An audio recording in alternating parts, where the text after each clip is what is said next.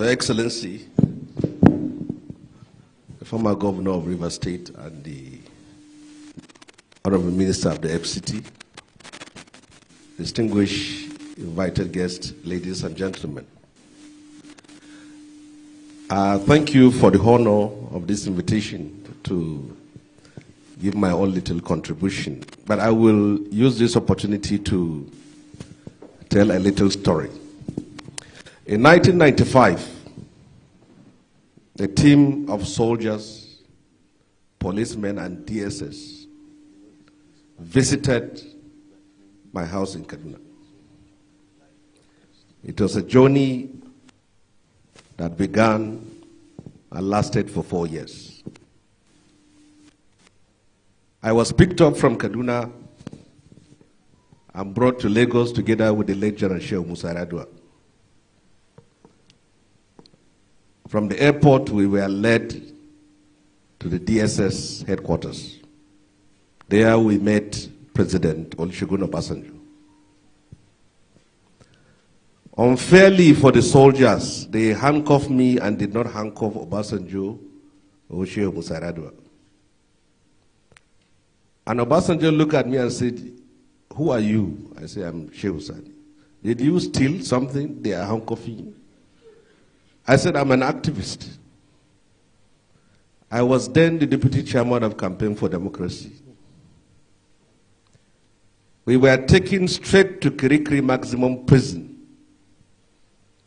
We stayed there without anybody saying anything to us.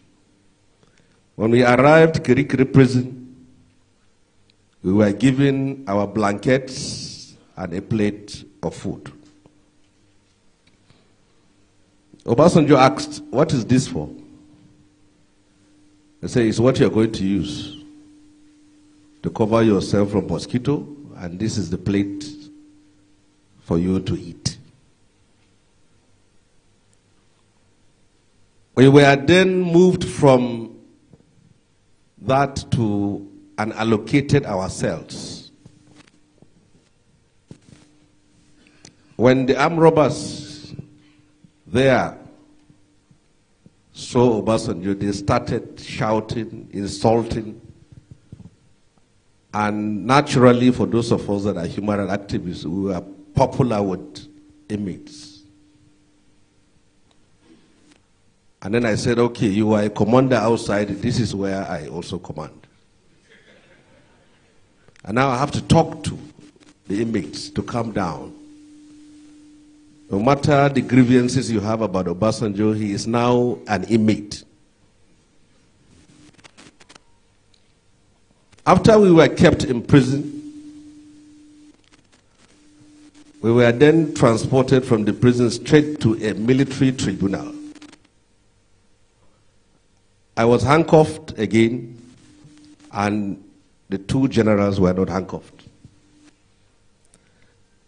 Luckily for me, I have a very slim hand.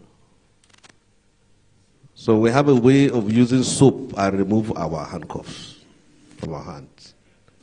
So if the military are not seeing us, we remove our handcuff. When they are coming, I return it back. We move into a Black Maria to a military tribunal set up. We were interrogated. Many of those who were brought in there were physically stripped naked and tortured in our presence with cables. After that, we were returned back to our prison cell. 1 week after, we were taken back again to the tribunal, and then they say, "You are Sani, okay, this is your lawyer, and this is your prosecutor." All of them military people.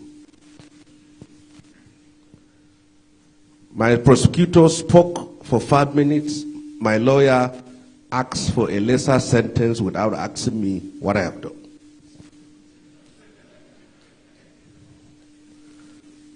The trial of each one of us lasted for 15 minutes.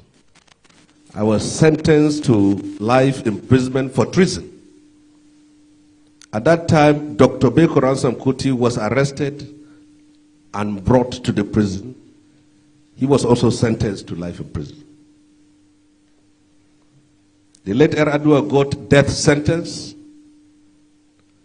Obasanjo got life in prison. I got life in prison. And journalists who were together with us were also sentenced to life in prison. After that, we were returned back to our prison. Then they came to the prison and told us that we should be happy. Our prison has been reduced from life to 15 years each. I got 15 years, Obasanjo got 15 years, Yar'Adua got life, and others. Then they said, those of us from the north should be sent to southern prison, and those of them from the south should be sent to northern prison. That is how I found myself in Port Harcourt prison, which I've never even been to Port Harcourt at that time. So straight to Port Harcourt prison. I was in Port Harcourt prison when Kensaro was brought in and hanged. I can see them from the window. While I was in Port Harcourt prison, I wrote a letter to Nigerians. It was published. I was then removed from Port Harcourt prison, taken to Aba prison in Abia State. Kirikiri, Port Harcourt, Aba, Abia State. We stayed there until we had the news Abacha died and freedom came. After 4 years in prison. When we came out from prison, this is where my story is going to begin. Abdul Salam Abubakar invited all of us who fought for democracy that I am going to hand over power to a democratically elected government, and I want all of you, the freedom fighters, to come together and take over power. At that very time, Gani opposed it. 3 times he was inviting us. We even refused to answer his call. And he invited the politicians. He didn't even invite them. They were knocking at his door. After we decided to listen to him, we came and sat down. What do?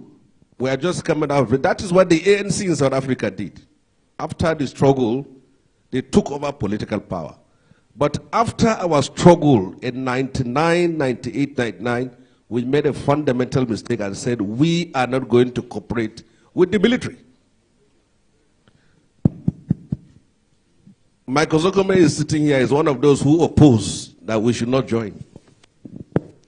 Gani opposed, Falana opposed, Olisa Obakoba, all opposed. It was Tinubu who said, if we don't get in, who is going to be there? Sorry, distinguished, they are shutting down the camera. So. Yes. Yeah. Then, by the time we all agreed to join the politics, politicians have taken over all positions. Michael Zokome tried to be governor of Edo State, he couldn't. Olisa tried to be president, he couldn't. Gani tried to be president, he couldn't. Falana tried to be governor of the state, he couldn't. I tried to be governor of Kaduna State. I couldn't because the space were all taken over. Thank you. Distinguished ladies and gentlemen. Thank you. The rest of the story will be for another day. Another day. Happy democracy. Thank you. Thank you very much.